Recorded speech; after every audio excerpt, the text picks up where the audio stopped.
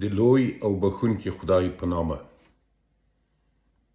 د روان عیسوي کال د اکتوبر د میاشتې په 11مه نیټه په خیبر پښتونخوا کې د ډیورند د تش په نوم کرښې هاخوا د پښتون ژغورنې غورځنګ د مشر ښاغلي منظور پښتين تر لارښودنې لاندې د پښتنو د قومي عدالت او حق غوښتنې لویه تاریخي جرګه جوړیږي. وطن ګوند د خپل سیاسي موجودیت له پیل څخه په دې خوا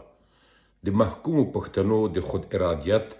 او حق غوښتونکو مبارزاتو ملاتړی پاتې شوی او لا هم په خپل دریځ ولاړ دی. د همدې دریځ په رڼا کې په بهر کې د وطن ګوند د تشکیلاتو سراسري شورا د پښتنو د قومي عدالت پراخې جرګې څخه چې د پنجابي زبېښاک او نیواک په لاس د اوږدې مودې سړي وژنو او سړي ورکونو او ظالم سره د مظلوم د حساب کتاب کولو او د محکومو پښتنو د برخلیک په اړه غوڅو پریکړو په موخه جوړیږي په کلکه خپل ملاتړ اعلانوي. وطن ګوند د خپل وطنپاله او ولسپاله ماهیت له مخې په ټول ځواک د شته شونتیاو سره نه یوازې دا چې د ډیورند د تپل شوې کرښې پورې غاړې د پښتنو استازي په دې ارزښتناکه او تاریخي جرګه کې ګډون ته هڅوي،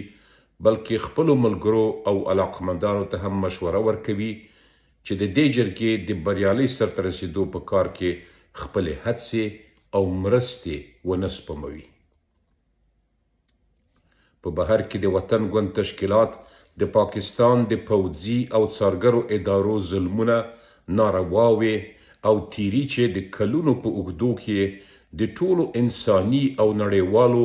منل شوو نورمونو پر خلاف د ډیورند د تش په نوم کرښې هاخوا د پښتنو او بلوڅو باندې کړي دي په زغرده غندي او د پاکستان د پوځي ادارو واکمنانو ته خبرداری ورکوي چې د پښتنو د عدالت او حق غوښتنې جرګې پر ضد ګام اخیستل ډېرې ناوړې او ګرانې پایلې لري. موږ په بهر کې د وطن ګوند د تشکیلاتو ټول غړي په داسې حال کې چې د پښتنو